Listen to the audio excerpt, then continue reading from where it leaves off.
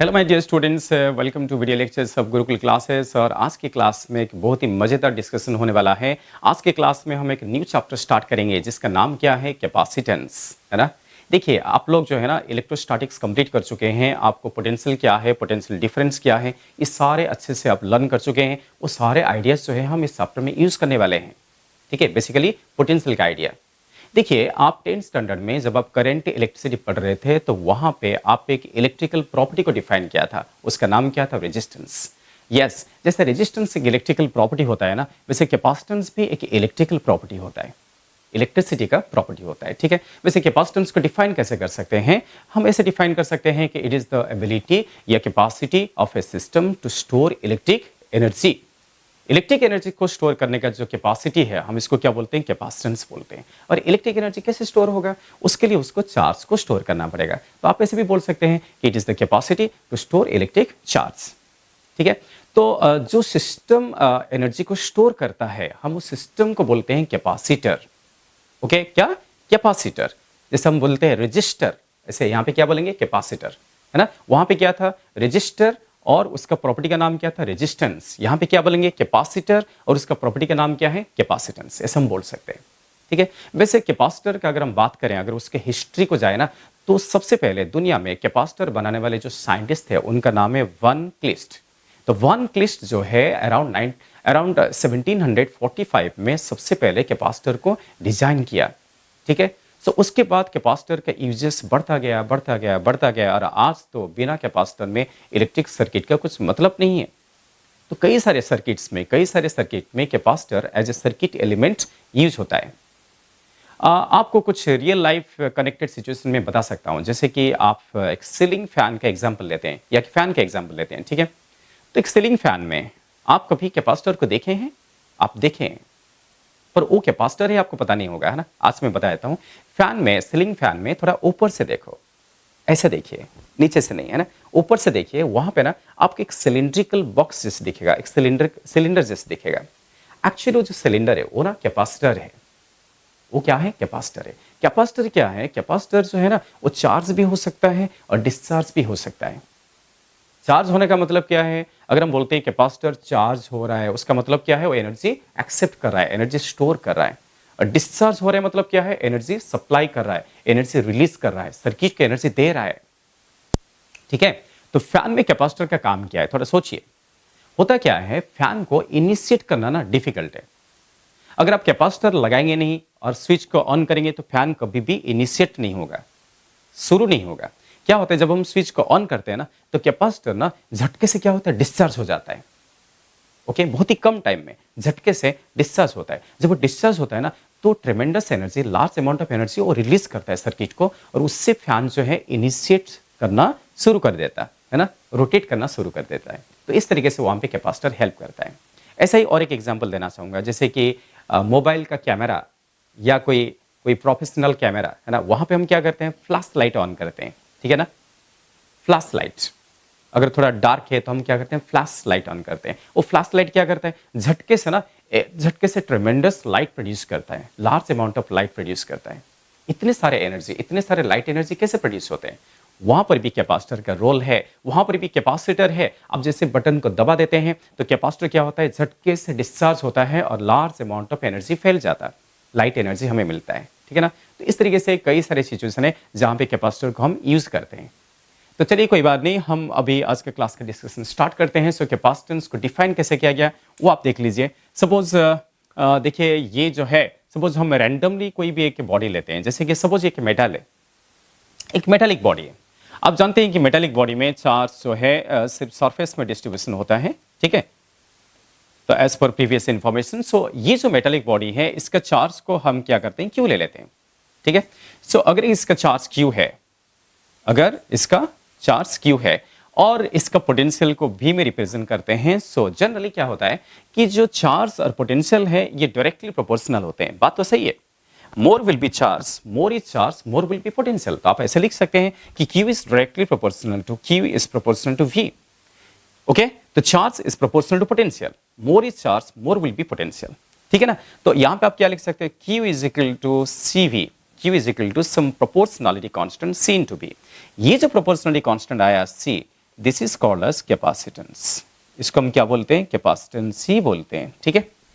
तो this proportionally constant is called as capacitance. So यहाँ पे अगर आप कैपेसिटेंस को एक्सप्रेस करेंगे तो आप ऐसे एक्सप्रेस कर सकते हैं कि capacitance C is equal to उस सिस्टम का चार्ज इनटू उसका पोटेंशियल, उसका रेशियो, चार्ज और पोटेंशियल का रेशियो है। हम भी को पोटेंशियल डिफरेंस भी बोल सकते हैं। आप ये v को पोटेंशियल डिफरेंस बोल सकते हैं with respect to infinite, because यहाँ पे रेफरेंस कहाँ है?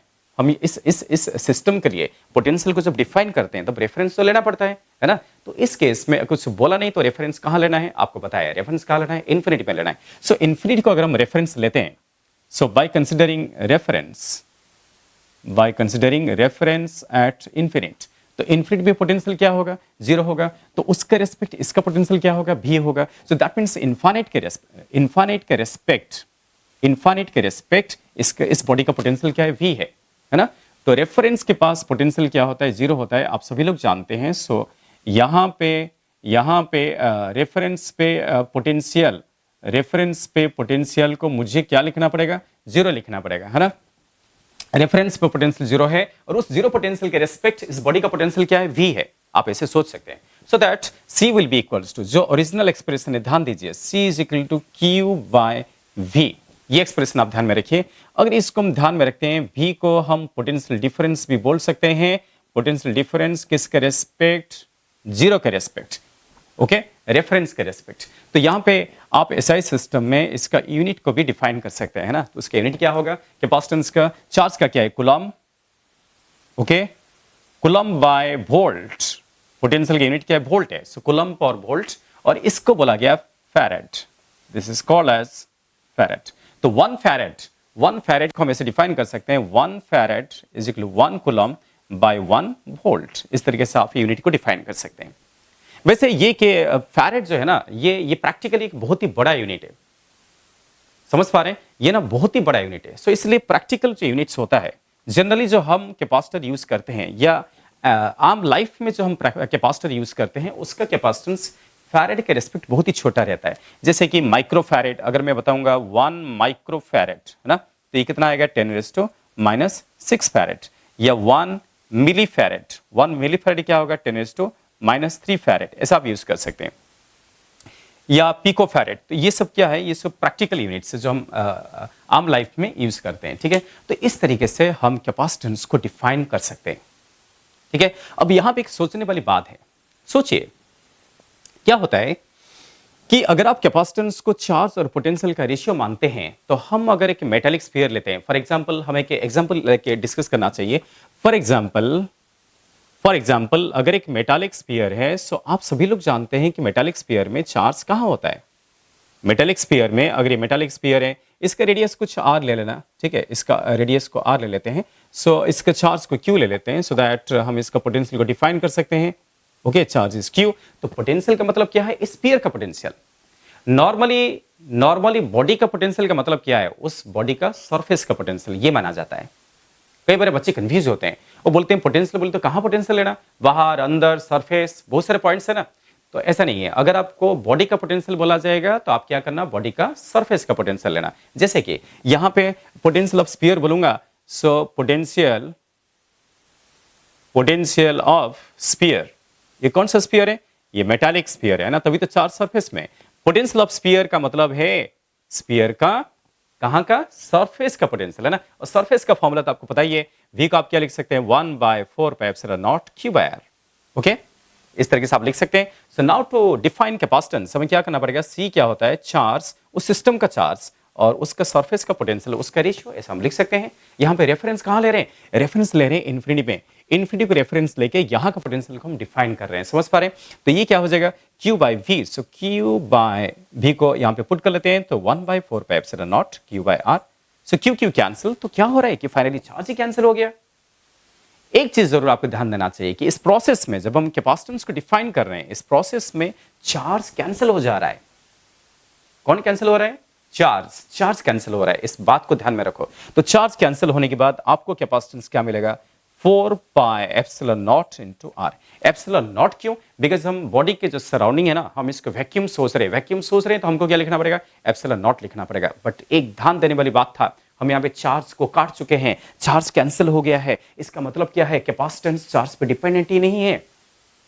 जो कैपेसिटेंस प्रॉपर्टी है ना, वो चार्ज पे डिपेंड नहीं करता। जबकि मैंने डिफाइन कैसे किया था कि it is the ability to store electric charge, electric energy, है ना। कई बार बच्चे कंफ्यूज होते हैं इस तरीके से। तो सोचिए कि कैपेसिटेंस का जो एक्सप्रेशन आ रहा है ये 4 पाई एप्सिलॉन नॉट आ रहा है। अगर आप इस एक्सप्रेशन को देखें तो आपको क्या रियलाइज हो रहा है कि कैपेसिटेंस जो है वो चार्ज पर डिपेंडेंट नहीं है, पर वो किस पे डिपेंडेंट है? वो रेडियस पे डिपेंडेंट है। एप्सिलॉन नॉट लिखा है, अगर कोई मीडियम आ गया तो वहां पे एप्सिलॉन लिखना पड़ेगा। सो दैट मींस कैपेसिटेंस जो है सराउंडिंग मीडियम पे भी डिपेंडेंट है और बॉडी का ज्योमेट्री पे भी डिपेंड करता है। सो बॉडी का ज्योमेट्री और नेचर ऑफ सराउंडिंग मीडियम उस पर डिपेंडेंट है, बट चार्ज पे डिपेंडेंट नहीं है और पोटेंशियल पे भी डिपेंडेंट नहीं है। ये बहुत ही सोचने वाली बात है ना। आपको अच्छे से इसके बारे में सोचना चाहिए। सो देयरफॉर ये आपका एक्सप्रेशन आएगा।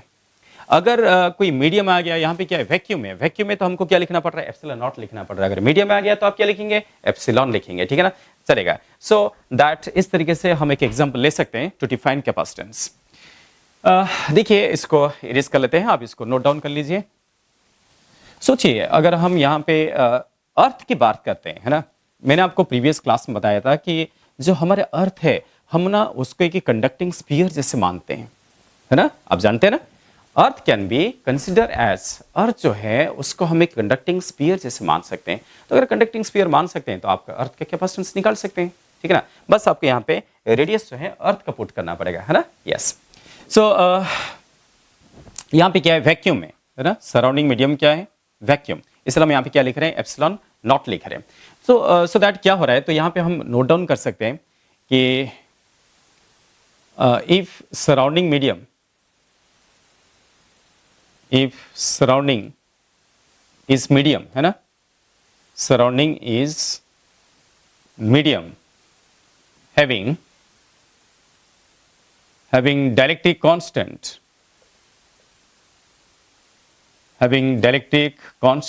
is equal to k। अगर ऐसा होता है तो क्या होगा? दैट मीन्स मेटेलिक स्फीयर है, उसके सराउंडिंग में क्या है? मीडियम में आ गया है, तो देन कैपेसिटेंस क्या होगा? Then capacitance will be equals to, इसको हम क्या लेते हैं? कैपेसिटेंस सीडस ले लेते हैं। ओके, यहाँ पे सी लिखे थे, यहाँ पे सीडस ले सकते हैं। तो सीडस will be equals to 4 pi, अभी एप्सिलॉन लिखना पड़ेगा। जो हम यहाँ पे एप्सिलॉन नॉट लिख रहे थे ना, यहाँ पे हम क्या लिखना पड़ेगा? एप्सिलॉन लिखना पड़ेगा। So 4 pi epsilon into R, correct. या तो इसको ऐसे लिख सकते हैं कि 4 पाई के times epsilon not into R. So आपको क्या दिख रहा है कि मीडियम आने से क्या हुआ कि कैपेसिटेंस जो है ना वो बढ़ गया है, क्योंकि k is always greater than 1। k का मतलब क्या था? k इज डायलेक्ट्रिक कांस्टेंट, और k को हम कैसे एक्सप्रेस कर सकते हैं? एप्सिलॉन बाय क्या? एप्सिलॉन नॉट, है ना। और एप्सिलॉन क्या है? हमेशा एप्सिलॉन नॉट से ज्यादा है, तो k is always greater than 1। तो कैपेसिटी क्या हो गया कि k times 4 pi epsilon naught r आ गया है ना।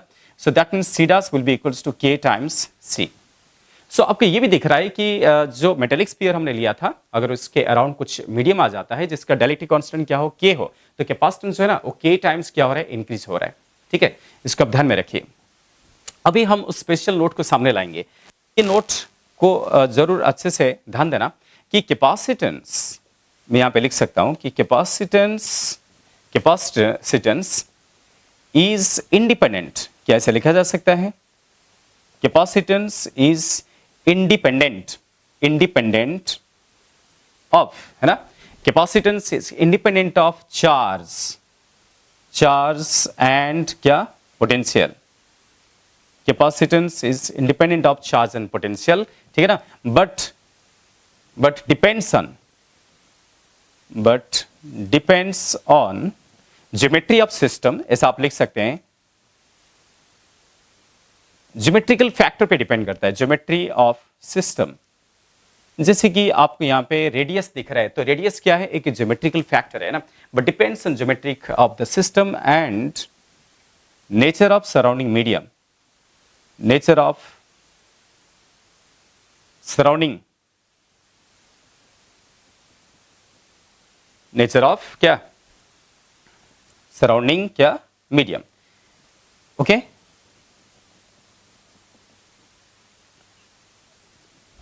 देखिए तो ये जो स्टेटमेंट है ये आपके लिए बहुत इंपॉर्टेंट है। मतलब कैपेसिटेंस जो है ना चार्ज पे डिपेंड करता है ना पोटेंशियल पे डिपेंड करता है, तो डिपेंडेंट किस पे करता है? वो जो सिस्टम हम ले रहे हैं, उस सिस्टम का ज्योमेट्री, उसका ज्योमेट्रिकल फैक्टर और नेचर ऑफ सराउंडिंग मीडियम, है ना, उस पर डिपेंड करता है। अगर ये चीज आपको क्लियर हो गया है, अगर क्लियर नहीं हुआ है तो वापस आप देखिए हमने कैपेसिटेंस को डिफाइन कैसे कर रहे हैं, आपको वापस यहां पे देखना चाहिए। कैपेसिटेंस को डिफाइन कैसे कर रहे हैं? चार्ज बाय क्या? पोटेंशियल, क्यू बाय वी, है ना। जब पोटेंशियल को एक्सप्रेस कर रहे हैं तो वहां पे क्यू कैंसिल हो जा रहा है, तो आखिर में ना चार्ज दिख रहा है ना पोटेंशियल दिख रहा है, आखिर में क्या दिख रहा है? जो दिख रहा है तो कैपेसिटेंस उस पर ही तो डिपेंडेंट होगा ना। तो फाइनली जो डिपेंडेंस है वो रेडियस को दिख रहा है, आपको एप्सिलॉन दिख रहा है, जैसे कि मीडियम आ गया तो एप्सिलॉन आ गया, तो मीडियम को बदल दूंगा तो एप्सिलॉन क्या होगा? बदल जाएगा, तो कैपेसिटेंस भी क्या होगा? बदल जाएगा। तो अल्टीमेटली आपको ज्योमेट्री और नेचर ऑफ सराउंडिंग मीडियम उसका डिपेंडेंसी ध्यान में आ रहा है, आपको एक्सप्रेशन देखना पड़ेगा, है ना। तो ये कैपेसिटेंस का डेफिनेशन है, ये इसका डेफिनेशन है, इस तरीके से डिफाइन किया गया, बट इसका ये क्या है? एक्सप्रेशन है। अलग अलग सिस्टम के लिए उसका एक्सप्रेशन क्या होगा? अलग आएगा, ठीक है ना। थोड़ा सा आपको आगे का भी देखना पड़ेगा, हम आगे जाके देखेंगे कि अलग अलग प्रकार के कैपेसिटर लेंगे और उस केस में कैपेसिटेंस का एक्सप्रेशन क्या आता है ना, वो भी हम चेक करेंगे। चलिए कोई बात नहीं, इसको आप अच्छे से नोट डाउन कर लीजिए। अब अगर आपको ये समझ में आ गया है, सो नेक्स्ट जो है और एक इंपॉर्टेंट बात है जो हमें यहाँ पे ध्यान देना पड़ेगा, है ना। देखिए क्या होता है कि चीजों को माइक्रोस्कोपिकली भी ध्यान देना चाहिए। होता क्या है, जैसे कि आप एक मेटालिक बॉडी लेते हैं, फॉर एग्जांपल ये एक मेटालिक बॉडी है ना। आप सभी लोग जानते हैं कि मेटालिक बॉडी का जो सरफेस है, it is always act like equipotential surface. अगर ये मेटल है, ओके, मेटल होने की वजह से क्या होगा कि इक्विपोटेंशियल सरफेस जैसे एक्ट करेगा। और आपको प्रीवियस क्लास में बताया गया था कि मेटल में जो चार्ज डेंसिटी है, मेटल पे चार्ज डेंसिटी कैसा डिपेंडेंसी था, चार्ज डेंसिटी किस पे डिपेंडेंट था? Charge density sigma is inversely proportional to radius of curvature. वो याद कीजिए, ये हम पोटेंशियल टॉपिक में डिस्कस किया था कि मेटालिक सरफेस जो है ये हमेशा ना एक इक्विपोटेंशियल सरफेस जैसे काम करेगा, बोला गया था ना। यस, तो अगर इक्विपोटेंशियल सरफेस जैसे काम करेगा तो इस कंडीशन सेटिस्फाई होना चाहिए कि उसका सरफेस का जो चार्ज डेंसिटी है, जो सिग्मा है, वो इनवर्सली प्रोपोर्शनल टू क्या होगा? रेडियस ऑफ कर्वेचर होगा। और एक बात है कि इलेक्ट्रोस्टैटिक्स में ये भी डिस्कस हुआ था कि मेटालिक सरफेस के आसपास फील्ड नियर सरफेस, है ना, इलेक्ट्रिक फील्ड नियर सरफेस, है ना, क्या होगा? इसके एक फॉर्मूला बताया गया था, सिग्मा बाय एप्सिलॉन नॉट।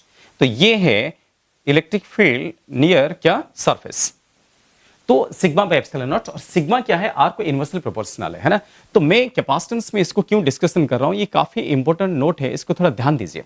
यहां पे आपको ना एक माइक्रोस्कोपिक डिस्कशन पे पार्टिसिपेट करना पड़ेगा, आप सभी अच्छे से पार्टिसिपेट कीजिए। मैं जो बताऊंगा उसको अच्छे से कंसंट्रेशन के साथ देखिए। अब आपको काफी कंसंट्रेशन के साथ इसको देखना पड़ेगा, इसको समझना पड़ेगा। काफी डेप्थ इंफॉर्मेशन यहाँ पे आपको ध्यान में आएगा। क्या हो रहा है देखिए, सिग्मा रेडियस ऑफ कर्वेचर को क्या है? इनवर्सली प्रोपोर्शनल है ना। और फील्ड जो है, जो इलेक्ट्रिक फील्ड है, वो सिग्मा को क्या है? डायरेक्टली प्रोपोर्शनल है। इसका मतलब क्या है? इलेक्ट्रिक फील्ड कहां पे ज्यादा होगा? इलेक्ट्रिक फील्ड वहां पे ज्यादा होगा जहां पे रेडियस ऑफ कर्वेचर क्या होगा? कम होगा। जैसे कि आप देखिए, मैंने यहाँ पे टैपर्ड कर दिया, इसको ना ऐसे टैपरिंग कर दिया हूं, जैसे कि मेटेलिक सरफेस को यहाँ पे ऐसे बना दिया। ऐसे क्यों बनाया? ऐसे करने से क्या होगा? ऐसे करने से यहाँ पे चार्ज का कंसंट्रेशन सिग्मा क्या होगा? बहुत ही ज्यादा हो जाएगा, ठीक है, in comparison to other surface. क्यों? ये टैपर होने से इसका रेडियस ऑफ कर्वेचर क्या हो गया? बहुत ही छोटा हो गया। सो रेडियस ऑफ कर्वेचर जितना छोटा होगा, चार्ज डेंसिटी क्या होगा? उतना ज्यादा होगा। तो यहाँ पे सिग्मा क्या है? सबसे ज्यादा है। यहाँ पे चार्ज का कंसंट्रेशन, चार्ज का डेंसिटी क्या होगा? सबसे ज्यादा होगा। और सिग्मा अगर बहुत ज्यादा हो गया तो फील्ड भी क्या होगा? बहुत ही ज्यादा होगा। तो फील्ड ज्यादा होने से क्या फर्क गिरेगा? स्ट्रॉन्ग इलेक्ट्रिक फील्ड में मीडियम को क्या फर्क गिरता है? सोचिए, सपोज ये काम करते हैं, ये मेटालिक मीडियम है और बाहर जो है ना, बाहर हम कुछ मीडियम ले रहे हैं। फॉर एग्जाम्पल आप एयर मीडियम ले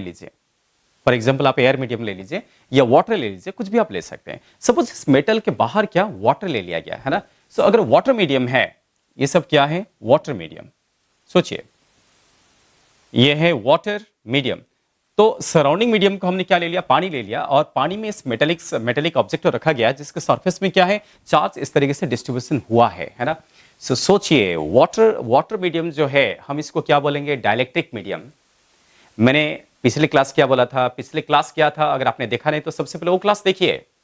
पिछले क्लास का नाम क्या था? डाइलेक्ट्रिक पोलराइजेशन, है ना। डाइलेक्ट्रिक के बारे में बात किया था। वाटर भी क्या है? Water is also dielectric. Dielectric के मॉलिक्यूल्स कैसे होते हैं? पोलर मॉलिक्यूल्स होते हैं, है ना। तो डाइलेक्ट्रिक के मॉलिक्यूल्स पोलर मॉलिक्यूल्स होते हैं। और आपको लास्ट क्लास बताया गया था, होगा क्या कि जो पोलर मॉलिक्यूल्स है, पोलर मॉलिक्यूल को हम ऐसे रिप्रेजेंट किए थे, दैट मीन्स आप ऐसे दिखा सकते हैं कि polar molecule, like water molecule को हम क्या बोलेंगे, पोलर मॉलिक्यूल बोलेंगे। और उसको हम कैसे रिप्रेजेंट किए थे, पोलर मॉलिक्यूल में पॉजिटिव चार्ज और नेगेटिव चार्ज क्या होते हैं, सेपरेट हो जाते हैं, प्लस माइनस क्या होते हैं, अलग हो जाता है। डाइपोल, आप इसको क्या एक छोटा डाइपोल बोल सकते हैं। पोलर मॉलिक्यूल्स मींस एक माइक्रोस्कोपिक डाइपोल। डाइपोल का मतलब क्या है, माइनस क्यू प्लस क्यू, कुछ सेपरेशन है तो हम इसको क्या बोलते हैं, इलेक्ट्रिक डाइपोल बोलते हैं। तो ये जो पोलर मॉलिक्यूल्स है, जैसे वाटर मॉलिक्यूल जो है ना, ये क्या है, एक वाटर मॉलिक्यूल। तो वाटर मॉलिक्यूल को हम ऐसा रिप्रेजेंट कर सकते हैं because this is a polar molecule. तो अगर ये पूरी सराउंडिंग स्पेसेस वाटर हो जाए तो हो गया क्या, पोलर मॉलिक्यूल्स जो है ये क्या करेंगे, कैसे खुद को बिहेव करेंगे। सोचिए पोलर मॉलिक्यूल्स कैसे खुद को बिहेव करेंगे। आप एक मॉलिक्यूल लेके देखिए, आपको मालूम है कि यहाँ पे फील्ड लाइंस कैसे होगा, फील्ड लाइंस ऐसे होंगे, ऐसे लिख सकते हैं, देखो ऐसे दिखा सकते हैं, ठीक है ना। तो ये जो फील्ड लाइंस हम दिखाएंगे, उस फील्ड लाइंस के अंदर हम क्या कर रहे हैं कि उस पोलर मॉलिक्यूल को ले रहे हैं। जैसे फॉर एग्जांपल हम यहाँ पे ऐसा रिप्रेजेंट कर सकते हैं, देखिए कि यहाँ पे जो फील्ड लाइंस से मैं ऐसा दिखा रहा हूं, so these are the field lines, ऐसा ऐसा हम दिखा सकते हैं, ओके। ये इस मेटेलिक सरफेस के फील्ड लाइंस है और उस फील्ड लाइन के रेस्पेक्ट हम एक पोलर मॉलिक्यूल्स को ले लेते हैं। जैसे कि ये है पोलर मॉलिक्यूल, ये जो वाटर मॉलिक्यूल है, तो ये प्लस और ये माइनस। सोचो, नहीं प्लस इस तरफ नहीं होगा क्योंकि ये प्लस है ना, ये प्लस होने की वजह से पोलर मॉलिक्यूल का माइनस इस तरफ होगा और प्लस इस तरफ होगा। समझ पाए? यस।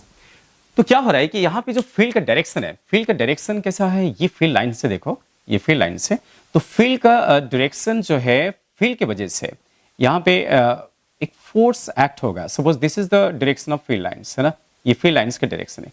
ये जो मैं आपको दिखाया ना, these are the direction of field lines. तो इलेक्ट्रिक फील्ड की वजह से डाइपोल पे क्या होगा, फोर्स एक्ट होगा। डाइपोल का जो पॉजिटिव चार्ज है, तो पॉजिटिव चार्ज पे किस तरफ फोर्स एक्ट होगा, पॉजिटिव चार्ज पे राइट साइड को फोर्स एक्ट होगा। हम उस फोर्स को कैसे दिखा सकते हैं कि ये जो पॉजिटिव चार्ज है, इस पे फोर्स राइट को लगेगा, इसको हम क्यू ई लिख सकते हैं, है ना। और नेगेटिव चार्ज पे फोर्स लेफ्ट को लगेगा और वो भी हम क्या लिखेंगे, क्यू ई लिख सकते हैं, है ना। देखिए क्यू ई क्या है, फोर्स का एक्सप्रेशन है। आप याद कीजिए कि इलेक्ट्रोस्टैटिक में फील्ड को आप क्या लिख रहे थे, फील्ड क्या था, फोर्स पर यूनिट चार्ज, है ना। और यहां से फोर्स को आप क्या लिख सकते हैं, force will be equals to Q E. और अगर हम वेक्टर फॉर्म में देखें तो प्लस माइनस हम दे सकते हैं। अगर पॉजिटिव चार्ज है तो पॉजिटिव चार्ज है तो फील्ड का डायरेक्शन और फोर्स का डायरेक्शन क्या आएगा, सेम आएगा, क्योंकि पॉजिटिव चार्ज है तो जो फील्ड का डायरेक्शन है वही फोर्स का डायरेक्शन है। और अगर नेगेटिव चार्ज आया तो फील्ड का डायरेक्शन और फोर्स का डायरेक्शन क्या होगा, रिवर्स होगा। नेगेटिव चार्ज के लिए मैंने उल्टा दिखाया बिकॉज फील्ड जो है राइट को है, this is direction of electric field, तो इलेक्ट्रिक फील्ड राइट को है तो पॉजिटिव चार्ज पे फोर्स भी राइट को है, बट नेगेटिव चार्ज पे फोर्स क्या है, लेफ्ट को है ना। इसको आप ध्यान में रखिए। तो नेगेटिव चार्ज पे जब लेफ्ट को फोर्स लगेगा, पॉजिटिव चार्ज पे राइट को फोर्स लगेगा, उससे होगा क्या, सोचो बेटा, उससे क्या होगा, ये जो डाइपोल है ना, डाइपोल ऐसे खींचावट चालू हो जाएगा। डाइपोल जो है उसके अंदर एक स्ट्रेचिंग फोर्स फील होगा, डाइपोल विल गेट स्ट्रेच्ड, है ना। डाइपोल जो है ना टूटने का सिचुएशन में आ जाएगा। तो क्या हो रहा है कि पॉजिटिव पार्ट राइट को जा रहा है, नेगेटिव पार्ट लेफ्ट को जा रहा है, और आप जो है ना फील्ड को बढ़ा दिए हैं। ओके, समझ पा रहे हैं ना। तो वो जो स्ट्रेच होगा, दैट मींस यहाँ पे स्ट्रेचिंग के लिए कौन रिस्पॉन्सिबल है, स्ट्रेचिंग के लिए फील्ड रिस्पॉन्सिबल है ना। और फील्ड किसने प्रोड्यूस किया, फील्ड ये जो सरफेस चार्ज है वो प्रोड्यूस किया। तो ओवरऑल बात ऐसा है कि इस सरफेस चार्ज की वजह से फील्ड प्रोड्यूस होता है और उस फील्ड में डाइपोल आ गया। डाइपोल कहां से आया, बिकॉज ये वाटर मीडियम है, वाटर मीडियम के जो मॉलिक्यूल्स होते हैं वो पोलर मॉलिक्यूल्स होते हैं, और ये डाइपोल पे एक चार्ज पे राइट को फोर्स लगा और एक चार्ज पे लेफ्ट को फोर्स लगा, और यही चीजें सारे वाटर मॉलिक्यूल के साथ होने वाला है। तो every water molecule will feel the stretching force, और स्ट्रेचिंग फोर्स जो है ना सभी वाटर मॉलिक्यूल पे एक्ट होगा। सोचिए, और अगर आपने फील्ड को बढ़ा दिया, सोचो बेटा कि फोर्स जो है, force is directly proportional to field. अगर हम फील्ड को बढ़ाएंगे तो फोर्स क्या होगा, और भी बढ़ेगा। फील्ड को और बढ़ाएंगे तो फोर्स क्या होगा, और भी बढ़ेगा। फील्ड को और बढ़ाएंगे, फोर्स भी क्या होगा, और बढ़ेगा, और बढ़ेगा, और बढ़ेगा। उसके बाद क्या होगा, उसके बाद जो डाइपोल है ना, जो डाइपोल है वो इतना स्ट्रेच होगा, वो टूट जाएगा, वो क्या होगा, ब्रेकडाउन हो जाएगा। ओके, उसको बोलते हैं डाइलेक्ट्रिक ब्रेकडाउन। क्या बोलते हैं, डाई इलेक्ट्रिक ब्रेकडाउन। सो हम यहां पे मेंशन कर सकते हैं, जो नोट में आपको बताना चाहता था उस नोट को हम लिख सकते हैं। नोट में हेडिंग लिख सकते हैं कि dielectric, this is called as dielectric breakdown, समझ पा रहे हो? सो डाइलेक्ट्रिक ब्रेकडाउन होने के लिए क्या चाहिए? स्ट्रॉन्ग इलेक्ट्रिक फील्ड चाहिए। और स्ट्रॉन्ग इलेक्ट्रिक फील्ड कहां प्रोड्यूस होगा? जहां पर रेडियस ऑफ कर्वेचर क्या होगा? कम होगा। That means tapered and. Metal metal जो सरफेस है ना, जहां पे टैपरिंग हो गया है, टैपरिंग हो जाना मतलब क्या है? रेडियस ऑफ कर्वेचर क्या होना? कम होना। आर कम होगा तो फील्ड क्या होगा? ज्यादा होगा। फील्ड ज्यादा होगा तो फोर्स भी क्या लगेगा? ज्यादा लगेगा। उससे क्या हो सकता है? डाइपोल टूट सकता है, डाइपोल ब्रेकडाउन हो सकता है। And that is called as dielectric breakdown. ठीक है, तो इससे क्या होगा? जैसे ही स्ट्रेचिंग फोर्स बढ़ता जाएगा तो ये क्या होगा? पॉजिटिव नेगेटिव जो है सेपरेट हो जाते हैं। ठीक है, पॉजिटिव नेगेटिव सेपरेट हो जाते हैं। तो आपको मीडियम में कैसा होगा? जो है यहां पे, जैसे कि हम इसको इस दो पार्ट में डिवाइड कर सकते हैं, नेगेटिव अलग, फिर क्या हो गया? पॉजिटिव अलग हो गया। तो इस तरीके से डाइपोल जो है ना, इस तरीके से डाइपोल बिहेव करेगा। नेगेटिव अलग हो गया और यहाँ पे पॉजिटिव क्या हो गया? अलग हो गया। तो उससे जो क्या होगा? उससे जो वाटर मीडियम था ना, वो मीडियम अभी क्या हो जाएगा? आयोनाइज्ड हो जाएगा। So this is called as ionization of medium. कई बार आपने सुना होगा, जैसे कि केमिस्ट्री में आपने सुना होगा कि मीडियम क्या होता है? आयोनाइज्ड हो जाता है, या आयोनाइजेशन पोटेंशियल सुना होगा, है ना? तो व्हाट इज आयोनाइजेशन पोटेंशियल? ये जो पोटेंशियल प्रोड्यूस कर रहा है, ये चार्ज के द्वारा जो पोटेंशियल अभी क्रिएट हो रहा है, that is called as ionization potential. Okay, आप ये जो आयोनाइजेशन पोटेंशियल है, वो कौन सा पोटेंशियल है? That is due to what? Strong sigma. Sigma बहुत ही ज्यादा होने से पोटेंशियल क्या हो जाएगा? बहुत ही ज्यादा हो जाएगा। फील्ड भी क्या होगा? बहुत ही ज्यादा हो जाएगा। समझ पा रहे हैं ना? यस। सो ये जो मीडियम है, सो मीडियम बिकम्स आयोनाइज्ड। यहाँ पे आप ध्यान दीजिए कि जैसे डाइलेक्ट्रिक ब्रेकडाउन होगा, वाटर का डाइलेक्ट्रिक ब्रेकडाउन होने के बाद हम यहाँ पे लिख सकते हैं, सो after dielectric breakdown, after dielectric breakdown, okay, water medium, या जो भी मीडियम यहां पे प्रेजेंट है, जो भी डाइलेक्ट्रिक मीडियम प्रेजेंट है, ठीक है ना, water medium gets ionized, gets क्या? आयोनाइज्ड। सो जो वाटर मीडियम है, ये क्या होगा? आयोनाइज्ड हो जाएगा। और कोई भी मीडियम आयोनाइज्ड हो जाने से क्या होगा? आयोनाइज्ड मीडियम जो है वो एक कंडक्टिंग पाथ की तरफ बिहेव करेगा। नॉर्मली वाटर क्या है? वाटर जो है, जैसे कि एयर, वाटर, ये नॉर्मली क्या है? इंसुलेटर है। बट जैसे कि कोई मीडियम आयोनाइज्ड हो गया, आयोनाइज्ड होने के बाद क्या होगा? आयोनाइज्ड होने से क्या होगा? वो एक कंडक्टिंग पाथ की तरफ काम करेगा, तो इलेक्ट्रिसिटी क्या होगा? कंडक्ट हो जाएगा। सो दैट मींस यहाँ पे क्या होगा? जैसे ही आयोनाइज्ड हो गया, तो ये जो चार्ज इस सरफेस में था, है ना, ये सरफेस में जो चार्ज था, ये चार्ज क्या करेगा? लीक करेगा। ये चार्ज उस मीडियम के थ्रू क्या करेगा? लीक करेगा। And this process is called as corona discharge. मतलब क्या होगा? जैसे ये आयोनाइज्ड हो गया ना, तो चार्ज जो है यहां से ऐसा लीक करना चालू करेगा। इसको इसे हम दिखा सकते हैं। So this is called as leakage of charge, है ना। हम यहां पे इसको लिख सकते हैं लीकेज, है ना, leakage of charge, leakage of charge. क्योंकि एक बार मीडियम आयोनाइज्ड हो गया ना, उसके बाद क्या करेगा? चार्ज लीक होगा। तो मैं इसको यहां पे लिख सकता हूं, so after dielectric breakdown water medium gets ionized and charge कहां पे है? On surface, charge on surface of metal, on metallic surface, and charge on metallic surface, metallic surface leak, है ना, leaks through the medium, okay, leak करेगा ना, leaks through,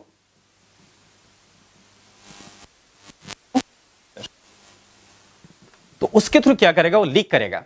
and this process is called as corona discharge, है ना।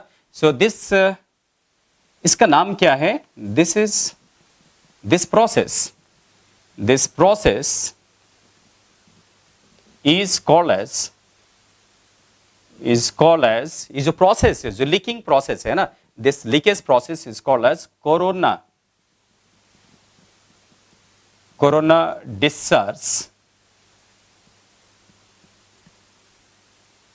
Correct. This process is called as corona discharge. इसको corona discharge बोला गया, यह बोला जाता है। समझ पा रहे? सो दैट मीन्स यहां पे this process is called as corona discharge. That means यहां पे ओवरऑल क्या हुआ? आप लोगों को समझ में आया, है ना।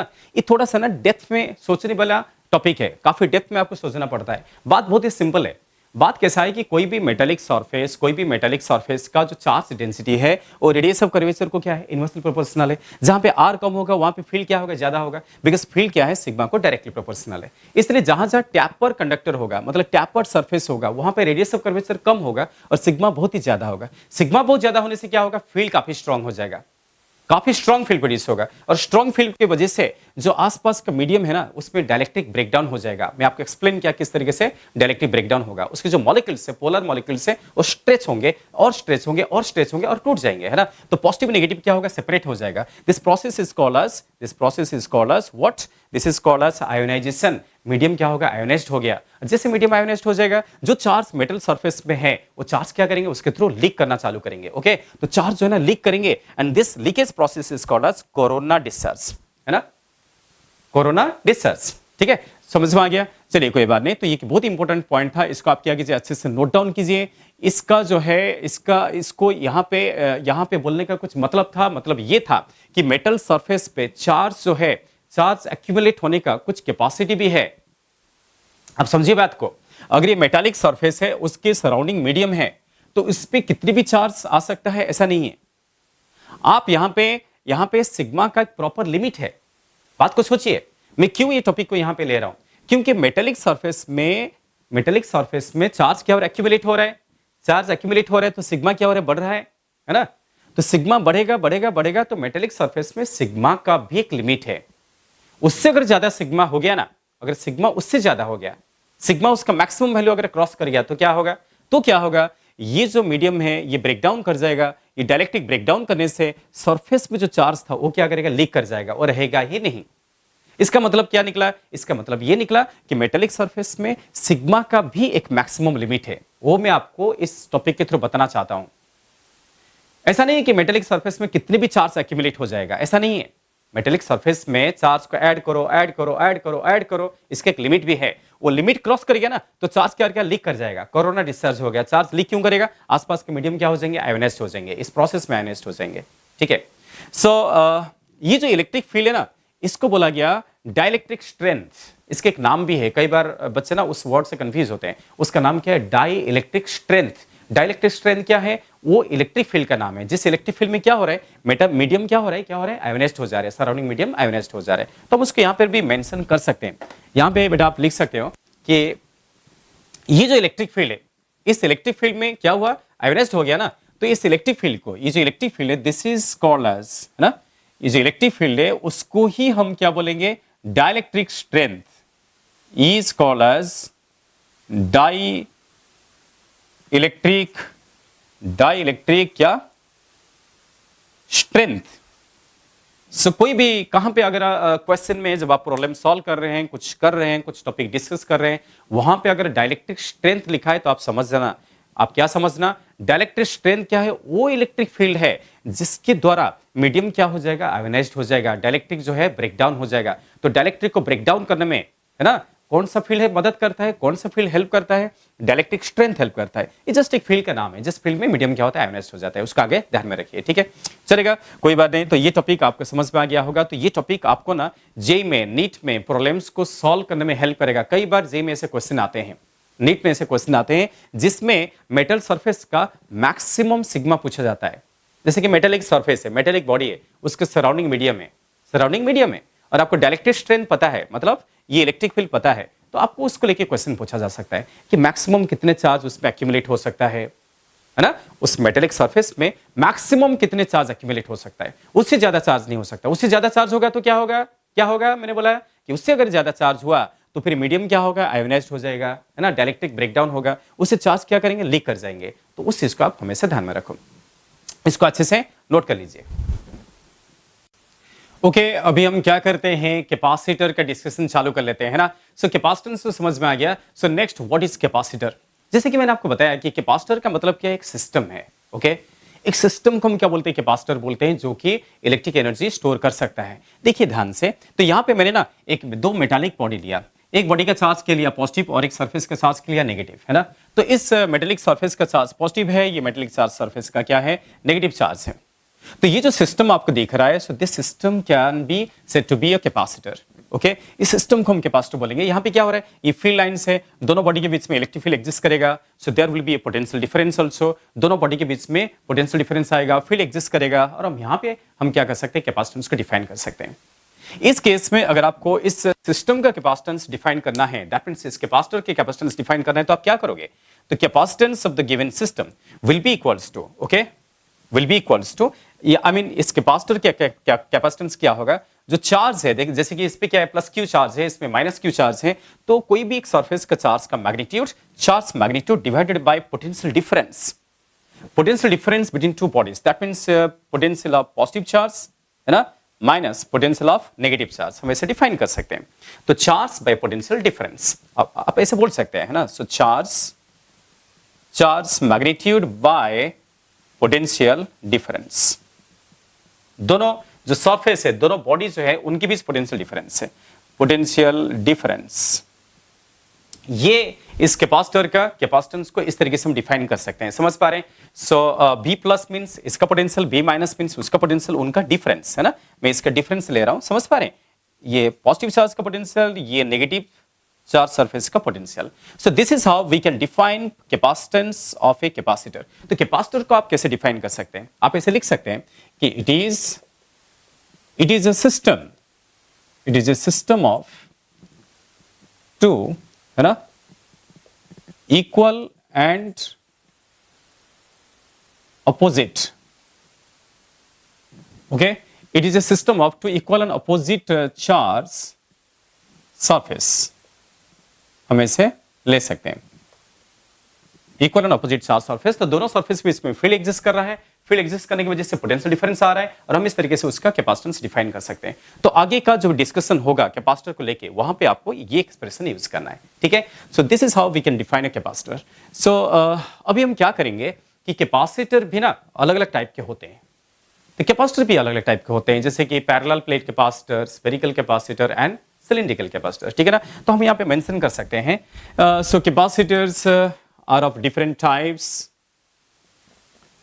okay, capacitors are of different types, क्या क्या टाइप्स हो सकता है कैपेसिटर, ओके, हम जो जो टाइप्स लर्न करेंगे उसको मैं लिख लेता हूं, जैसे कि एक है पैरेलल प्लेट कैपेसिटर, है ना, पैरेलल प्लेट कैपेसिटर, है ना, और एक टाइप का नाम है, another type is called as spherical capacitor, spherical capacitor, और एक का नाम है cylindrical, this is called as cylindrical capacitor. So parallel plate capacitor, spherical capacitor, cylindrical capacitor, तो इस तरीके से कैपेसिटर को हम डिफरेंट टाइप्स में डिवाइड कर सकते हैं। अब हम क्या करेंगे, इसको वन बाय वन सारे कैपेसिटर के बारे में स्टडी करेंगे, ठीक है ना। तो चलिए सबसे पहले हम स्टार्ट करते हैं क्या, पैरेलल प्लेट कैपेसिटर, उसके बारे में डिस्कशन स्टार्ट करते हैं।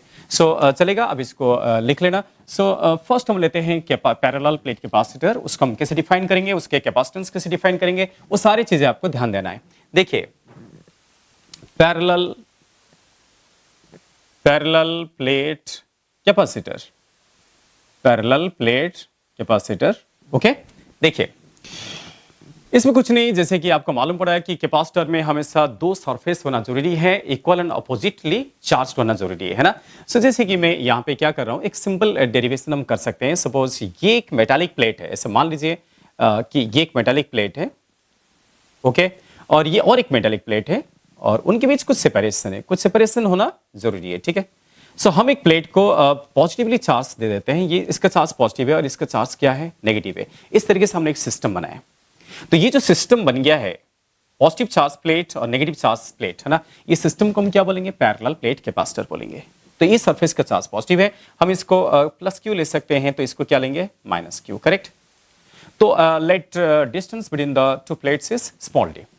तो आपको ना अभी क्या करना पड़ेगा, यहाँ पे ये जो पैरेलल प्लेट कैपेसिटर हम यहाँ पे डिजाइन कर चुके हैं, उसका कैपेसिटेंस का एक्सप्रेशन डिराइव करना है। तो आप कैसे डिराइव करेंगे, आपको तो अभी बताया गया कि कभी भी कैपेसिटेंस निकालना है तो चार्ज को पोटेंशियल डिफरेंस में डिवाइड करना है, ठीक है। So you have to calculate potential difference between two surface, ये दोनों सरफेस के बीच में पोटेंशियल डिफरेंस क्या आएगा, ये आपको कैलकुलेट करना है। चलिए हम इसको कैलकुलेशन करना चालू कर देते हैं। हम कैसे कैलकुलेशन कर सकते हैं, थोड़ा सा याद कीजिए, जब भी आप पोटेंशियल डिफरेंस निकालते हैं तो आपको इलेक्ट्रिक फील्ड का इंफॉर्मेशन लेकर निकालना पड़ता है। वो रिलेशन याद कीजिए, इलेक्ट्रोस्टैटिक्स का वो जो रिलेशन है, रिलेशन क्या था, dV is equal to minus EDR, इसको कभी मत भूलिए, है ना। ये रिलेशन आपको हमेशा पोटेंशियल डिफरेंस निकालने में हेल्प करेगा, ठीक है। सो डीवी माइनस एडीआर हम इसको हम यूज करके फाइंड आउट कर सकते हैं। सबसे पहले आप देखिए यहाँ पे थोड़ा सा इलेक्ट्रिक फील्ड का आइडिया लेते हैं। तो ऐसे सोचिए कि these are two parallel metallic plates, है ना। कुछ बोला नहीं तो लार्ज सरफेस ऐसा मानना पड़ता है, आपको बोला गया था लार्ज सरफेस। तो अगर मैं यहाँ पे एक ऑब्जर्वेशन पॉइंट लेता हूँ, सो फील्ड का डायरेक्शन क्या होगा, what will be direction of electric field. So positive charge के लिए राइट को होगा और नेगेटिव के लिए भी राइट को होगा, बिकॉज फील्ड का डायरेक्शन आपको बोला गया था away from positive charge and towards negative charge. तो away from positive charge and towards negative charge. और एक सरफेस का फील्ड का फॉर्मूला क्या था, सिग्मा बाय 2 एप्सिलॉन नॉट। ये हम गॉस लॉ से निकाल चुके हैं। तो सिग्मा बाय 2 एप्सिलॉन नॉट, इसका भी क्या है, सिग्मा बाय 2 एप्सिलॉन नॉट, ठीक है। वहां पे माइनस सिग्मा मत लिखना, नेगेटिव चार्ज है तभी तो हम डायरेक्शन राइट को कर रहे हैं, फिर फर्दर माइनस मत लिखो। तो दैट मींस यहां पे दोनों का फील्ड ऐड हो जाएगा। So total electric field with in this space, ये जो स्पेस दिख रहा है कैपेसिटर का, उसके अंदर इलेक्ट्रिक फील्ड क्या होगा, sigma by 2 epsilon naught plus sigma by 2 epsilon naught and that will be equals to sigma by epsilon naught. यहां पे एप्सिलॉन नॉट क्यों, बिकॉज हम दोनों प्लेट के बीच में वैक्यूम सोच रहे हैं। वैक्यूम लेंगे तो आपको क्या लिखना पड़ेगा, एप्सिलॉन नॉट लिखना पड़ेगा। सो ये फील्ड है। क्या आप इसको ऐसे भी लिख सकते हैं, Q by A epsilon naught, where A is the area of the plate. जैसे डिस्टेंस बिटवीन प्लेट्स को डी लिखा, एक हम इसका एरिया ऑफ प्लेट ले लेते हैं। तो ये इलेक्ट्रिक फील्ड आ गया है और इलेक्ट्रिक फील्ड आपको कांस्टेंट दिख रहा है। दैट मींस यहां पे जो एक्सप्रेशन में बनाए हो ये आपको क्या दिख रहा है, कांस्टेंट। दैट मींस दोनों प्लेट के बीच में जो इलेक्ट्रिक फील्ड है हम इसको यूनिफॉर्म सोच रहे हैं। क्या सोच रहे हैं, यूनिफॉर्म। तो फील्ड लाइंस जो है ना उसको यूनिफॉर्मली आप डिस्ट्रीब्यूशन कर सकते हैं। तो फील्ड अगर कांस्टेंट है तो आपके इंटीग्रेशन करने का कुछ जरूरत नहीं है। आप डायरेक्टली क्या कीजिए, फील्ड को डिस्टेंस से क्या कीजिए, मल्टीप्लाई कर दीजिए। So to get potential difference, so that अगर मैं इसको यूज करता हूं तो इसमें क्या आएगा, देयरफॉर पोटेंशियल डिफरेंस के लिए हम क्या करेंगे, देखिए यहां पे अगर मैं पुट करता हूं सो माइनस ये एडीआर जो पुट करता हूं तो इसको इंडिकेट करने की जरूरत नहीं है। सो डायरेक्ट हम निकाल लेते हैं। So therefore potential difference, okay, potential difference भी, उसको भी मान लेते हैं। V is the potential difference between two plates, है ना। सो मतलब V प्लस माइनस क्या, V माइनस, ऐसा बोल रहा हूं मैं। और इसको आप V ले लीजिए, डेल्टा भी ले लीजिए, कुछ भी लिया चलेगा, है ना। तो सपोज मैं इसको V में रिप्रेजेंट किया and that will be equals to field into distance. आपको दिख रहा है ना, तो फील्ड इनटू डिस्टेंस। आप डायरेक्टली फील्ड को डिस्टेंस से मल्टीप्लाई कर सकते हो, बिकॉज यहाँ पे फील्ड क्या है, कांस्टेंट है, ठीक है ना। सो फील्ड कितना आ गया, field is Q by A epsilon naught into T। So this is the potential difference। ये potential difference आ गया।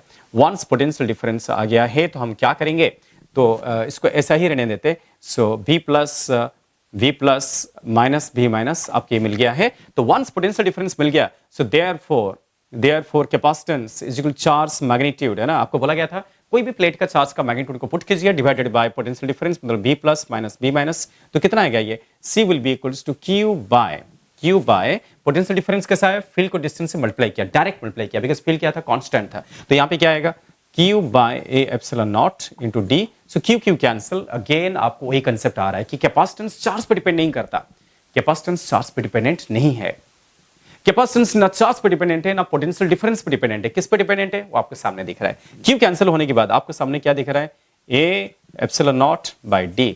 आखिर में वही चीज हुआ जैसे हमने स्फीयर का कैपेसिटेंस निकाला था आज, वैसा ही इस पैरेलल प्लेट कैपेसिटर के कैपेसिटेंस क्या मिल रहा है, A epsilon naught by D। A क्या है, area of the plate, D क्या है, दोनों के बीच का डिस्टेंस। दैट मींस ज्योमेट्री पे डिपेंड कर रहा है और नेचर ऑफ सराउंडिंग मीडियम पे डिपेंड कर रहा है। सो कैपेसिटेंस जो आपको लिख के दिया ना, उसको हमेशा ध्यान में रखिए। कैपेसिटेंस ना चार्ज पे डिपेंड करता है ना पोटेंशियल डिफरेंस पे डिपेंड करता है। किस पे डिपेंड करता है, उस सिस्टम का ज्योमेट्रिकल फैक्टर, उस सिस्टम का एरिया। जैसे कि यहाँ पे किस पे डिपेंड कर रहा है, एरिया पे डिपेंड कर रहा है, डिस्टेंस पे डिपेंड कर रहा है, ठीक है ना। और दोनों प्लेट के बीच का जो मीडियम है, सराउंडिंग मीडियम है, उस पे डिपेंड कर रहा है। अगर मैं मीडियम ले लूंगा तो मुझे यहाँ पे क्या, एप्सिलॉन लिखना पड़ेगा। अभी वैक्यूम में इसलिए मुझे क्या लिखना पड़ रहा है, एप्सिलॉन नॉट लिखना पड़ रहा है। समझ पा रहे हैं, यस।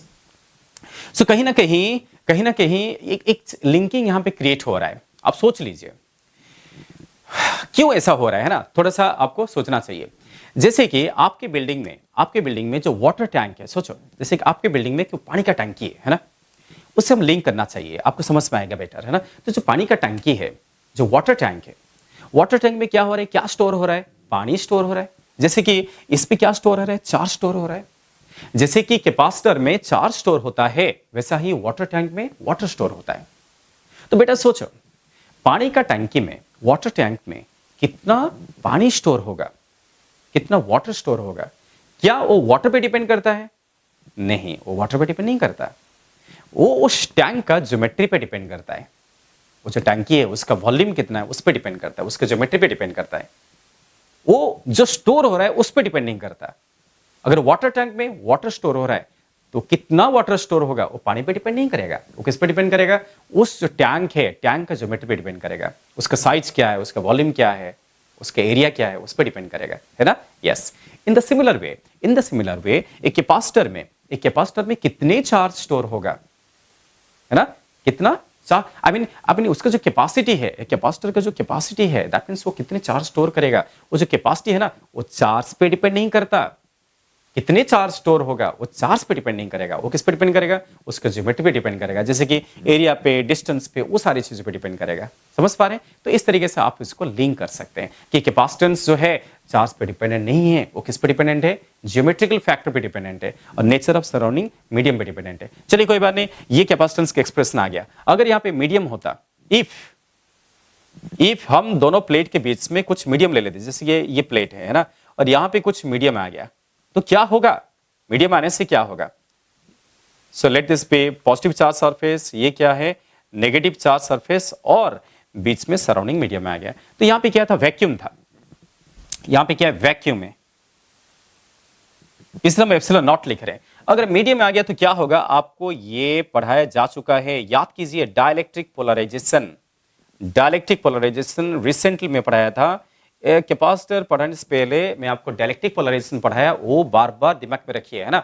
तो ड्यू टू डाइलेक्ट्रिक पोलराइजेशन क्या होगा? यहाँ पे फील्ड कम हो जाएगा, है ना? सो अगर मीडियम आ गया ना, तो यहाँ पे डाइलेक्ट्रिक कांस्टेंट क्या है? के है, और के को आप क्या लिख सकते हो? के is epsilon bye epsilon not, है ना? तो कैपेसिटेंस चेंज हो जाएगा। इसका कैपेसिटेंस क्या होगा? इसका कैपेसिटेंस होगा C dash will be equals to A epsilon by D, है ना? एप्सिलॉन नॉट नहीं आएगा, और आप एप्सिलॉन को क्या लिख सकते हैं?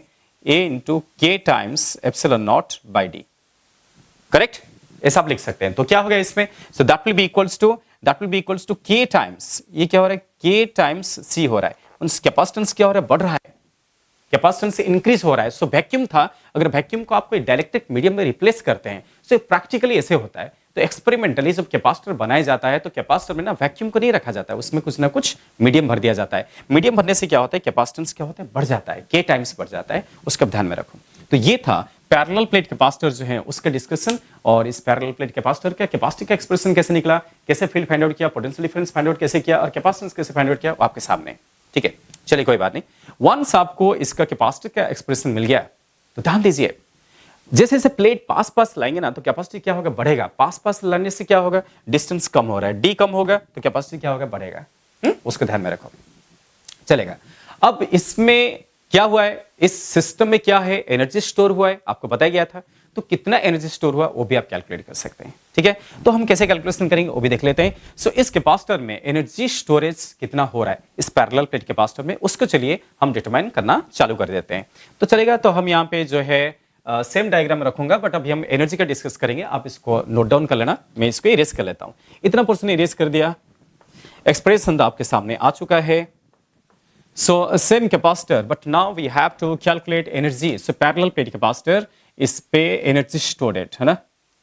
सो एनर्जी, इसी केस में एनर्जी ऑफ कैपेसिटर कौन सा एनर्जी है? ये है इलेक्ट्रिक पोटेंशियल एनर्जी, है ना? तो electric potential energy of capacitor आप कैसे निकालोगे? इसको कैपिटल यू में डिनोट कर देते हैं। कुछ आइडिया है आपके पास एनर्जी निकालने के लिए? आप क्या कर सकते हैं, कैसे आप निकालोगे?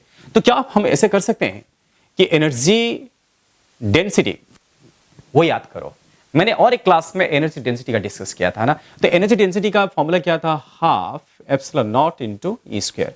देखिए क्या हो रहा है कि जो इलेक्ट्रोस्टैटिक पढ़ा नहीं तो कैपेसिटर नहीं पढ़ सकता। आप देख रहे हैं ना, इलेक्ट्रोस्टैटिक्स के सारे आइडिया कैपेसिटर में लगता है। पोटेंशियल मेन तो क्या है? पोटेंशियल डिफरेंस, फील्ड, ये सब आइडिया लगता है ना। तो एनर्जी डेंसिटी का फॉर्मूला क्या था? Half epsilon not E square. और यहां क्या है? यहां पे इलेक्ट्रिक फील्ड ही कांस्टेंट है। इलेक्ट्रिक फील्ड क्या है? कांस्टेंट है, इसलिए एनर्जी डेंसिटी भी क्या हो गया? कांस्टेंट हो गया। तो आपको इंटीग्रेशन करने का जरूरत नहीं है, आप इंटीग्रेट मत कीजिए, डायरेक्टली आप मल्टीप्लाई करके एनर्जी निकाल सकते हो। Since energy density is constant, ये कांस्टेंट होने की वजह से, है ना, तो सभी जगह में एनर्जी पर यूनिट वॉल्यूम जो है ना वो कांस्टेंट है। तो सो दैट देयरफॉर देयरफॉर ये जो स्पेस है, ये जो स्पेस है उसका वॉल्यूम को हम क्या करेंगे, एनर्जी डेंसिटी से मल्टीप्लाई कर देंगे। दैट मीन्स अगर आपको टोटल एनर्जी चाहिए तो यू इनटू क्या लिखेंगे, वॉल्यूम, किसका, volume of capacitor. Okay, because energy उसी स्पेस में ना, जो स्पेस में एनर्जी है वो स्पेस का वॉल्यूम को हम एनर्जी डेंसिटी से क्या करेंगे, मल्टीप्लाई करेंगे। डायरेक्टली इसलिए मल्टीप्लाई करेंगे बिकॉज यहाँ पे वो कांस्टेंट है। अगर कांस्टेंट नहीं होता तो आप क्या करते हैं, आप छोटा पार्ट लेते हैं, छोटा वॉल्यूम लेते हैं, उसके एनर्जी निकालते हैं। ये सब काम हम कर चुके हैं इलेक्ट्रोस्टैटिक में ना, छोटा पार्ट लेके उसके एनर्जी निकालते हैं, उसके बाद उसके इंटीग्रेशन करते हैं, है ना नहीं। बट यहाँ पे तो डायरेक्टली मल्टीप्लिकेशन हो रहा है। सो एनर्जी डेंसिटी क्या लिखेंगे, half epsilon not E square into volume. Volume will be area into distance. So half epsilon naught e square. E square मतलब e तो आपके सामने है, तो e square का मतलब क्या आएगा, q square by okay a square epsilon naught square। ये मैंने इलेक्ट्रिक फील्ड की जगह इसको पुट कर दिया into a distance। तो एरिया देखिए कैंसिल हो गया है। सो फाइनल आपको क्या मिल रहा है, इससे आपको क्या मिलेगा, so this will be equals to half epsilon naught into q square by a into, यानी एक epsilon naught कट गया, a into epsilon naught। देखो हाफ epsilon naught कैंसिल हो गया, एरिया कैंसिल हो गया, into क्या है, d है। ये आपके एक्सप्रेशन आ रहा है। देखिए आप इसको थोड़ा सा ना अरेंज करके लिख सकते हैं। इसको अरेंज करके लिखेंगे तो क्या आएगा, half q square by a epsilon naught by D. हम इसको ऐसे लिख सकते हैं, डी को थोड़ा मैंने नीचे ले लिया है ना। ये फाइनली क्या है, ये जो एक्सप्रेशन आया ये किसका है, कैपेसिटेंस का है। ए एप्सिलॉन नॉट बाई डी क्या है, कैपेसिटेंस का है। तो फाइनली आपको क्या मिला, half Q square by C. तो हाफ क्यू स्क्वायर बाई सी क्या है, energy of capacitor. Okay, energy of capacitor क्या है, हाफ क्यू स्क्वायर बाई सी है। ये इन टर्म्स ऑफ चार्ज लिखा गया है, ठीक है ना। तो इन टर्म्स ऑफ चार्ज, तो एनर्जी चार्ज के स्क्वायर को प्रोपोर्शनल है, अगर कैपेसिटी क्या है, कांस्टेंट है, ठीक है ना। समझ पा रहे हैं। तो आप इसको पोटेंशियल डिफरेंस के टर्म में भी लिख सकते हैं, ठीक है। हम कैसे करेंगे देखिए, तो वंस ये एक्सप्रेशन आ गया, सो नाउ क्या होता है कि अभी भी मैंने आपको जो पोटेंशियल डिफरेंस निकाल के बताया था, सो v plus minus v minus, ये क्या है, पोटेंशियल डिफरेंस है। चलिए इसको v ही मान लेते हैं। ओके, पोटेंशियल डिफरेंस को v मान लेते हैं। वो कितना मिला था अभी हमें, पोटेंशियल डिफरेंस, है ना। आप इसको क्या लिख सकते हो, सो v को हम क्या लिख सकते हैं, q बाय c लिख सकते हैं। यस बिल्कुल, v को q बाय c लिख सकते हैं, बिकॉज c क्या होता है, q बाय v होता है। अगर आप ऐसे लिख सकते हो तो यहां से q कितना आएगा, cv। q क्या है, total charge of the capacitor. q क्या है, एक ही प्लेट का चार्ज है। कोई भी एक प्लेट का चार्ज को हम q ले रहे हैं, हाँ, एक प्लेट का। जबकि दोनों प्लेट के चार्ज को मिलाएंगे तो चार्ज क्या आएगा, जीरो आएगा। वो कभी मत सोचना। कभी कभी बच्चे ऐसे सोच लेते हैं, बच्चों को लगता है कि पॉजिटिव प्लेट का चार्ज नेगेटिव प्लेट का चार्ज को मिलाएंगे तो जीरो आएगा। फिर सर क्यों लिख रहे हैं, सर जो लिख रहे हैं, मैं जो लिख रहा हूं ना, ये एक प्लेट का चार्ज लिख रहा हूं। हाँ, इस डेफिनेशन में एक ही सरफेस का चार्ज लिया जाता है। सो क्यू कितना आ गया, सीवी आ गया। तो क्यू अगर सीवी आ गया है तो एनर्जी का एक्सप्रेशन आप यहां पे लिख सकते हैं। आप क्या लिख सकते हो, हाफ। तो U will be equals to half, okay, Q square को हम क्या लिख सकते हैं, C square V square by C. तो एक सी कैंसिल हो जाएगा, तो फिर आपको क्या मिलेगा, हाफ सी वी स्क्वायर। तो ये भी एनर्जी का एक एक्सप्रेशन है। तो फाइनली एनर्जी को हम अलग अलग तरीके से एक्सप्रेस कर सकते हैं। इवन आप ऐसे भी एक्सप्रेस कर सकते हो, हाफ CV को अलग लिख दिया, V को अलग लिख दिया, तो ये क्या हो जाएगा, हाफ Q इंटू V। तो अलग अलग तरीके से हम एनर्जी को एक्सप्रेस कर सकते हैं। स्मॉल यू क्या है, एनर्जी डेंसिटी है, और कैपिटल क्या है, एनर्जी है, पूरा वॉल्यूम की एनर्जी है। तो वो हम कैलकुलेट कर चुके हैं। सो पैरेलल प्लेट कैपेसिटर का एनर्जी का एक्सप्रेशन फाइनली क्या मिला, इसको नोट डाउन कर लीजिए। तो फाइनली एनर्जी का एक्सप्रेशन क्या मिला, U is equal to half CV square, ये लिख सकते हो, या half Q square by C, ये लिख सकते हो, या हाफ Q इंटू V, ऐसा भी लिख सकते हैं, ठीक है। तो ये जो है, this is the expression for energy of capacitor. इसको थोड़ा सा आपको ध्यान में रखना पड़ेगा। ये कैपेसिटर का एनर्जी का एक्सप्रेशन है, एनर्जी का एक्सप्रेशन है हाफ CV स्क्वायर या half Q square by C या हाफ Q इंटू V। समझ पा रहे हो। तो इसलिए इसको आप अच्छे से नोट डाउन कर लीजिए, बहुत अच्छे से इसको नोट करो। ओके बच्चे, समझ में आ गया। चलिए आज की क्लास में इतना ही है। सो नेक्स्ट क्लास फिर हम कैपेसिटेंस को आगे बढ़ाएंगे। आज की क्लास में जो इंट्रोडक्टरी आइडियाज है वो सारी चीजें हमने कंप्लीट कर दिए हैं। सो नेक्स्ट क्लास में इसको काफी डेप्थ में लर्न करना चालू कर देंगे, ठीक है ना। सो आज की क्लास में जो बताया गया उसको आप अच्छे से वॉच करके इसको अच्छे से लर्न कीजिए, नोट डाउन कीजिए, और टाइम खराब मत कीजिए ना। सो एज ए स्टूडेंट आपको पंक्चुअलिटी मेंटेन करना चाहिए, टाइम को प्रॉपर तरीके से यूटिलाइज करना चाहिए, ठीक है ना। और कभी भी नेगेटिव एनर्जी मेंटेन मत कीजिए, हमेशा पॉजिटिव सोच के साथ पॉजिटिव एनर्जी के साथ हमेशा आगे बढ़िए, ठीक है ना? ओके, सो तब तक के लिए thank you, bye bye. So next class में आपके साथ मुलाकात होगी। ओके।